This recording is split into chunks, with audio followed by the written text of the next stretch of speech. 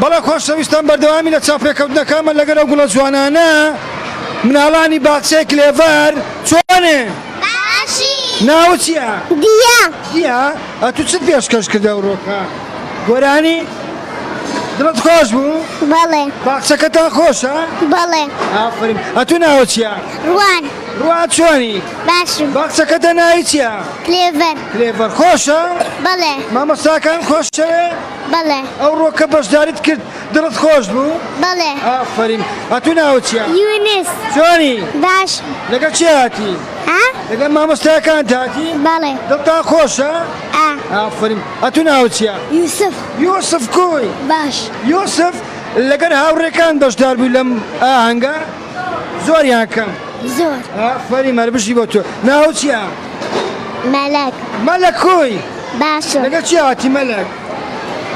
لەگە مامۆستای؟ یاخوا بەخێر بێ لەگەڵ مامۆستای گوڵەکەی مامۆی. ناوت چییە؟ شانیا. شانیا چۆنی؟ باشم. باخچەکەتە ناوی چ بوو؟ كلێڤەر. خۆشە؟ هەموو ڕۆژ لێوەندە نانی دەخۆن؟ چی دەخۆن لێوەندە هێلکە؟ نه. یان پەتاتە؟ خواردنی خۆش دەخۆن؟ ئافرەتتان بیاخوا.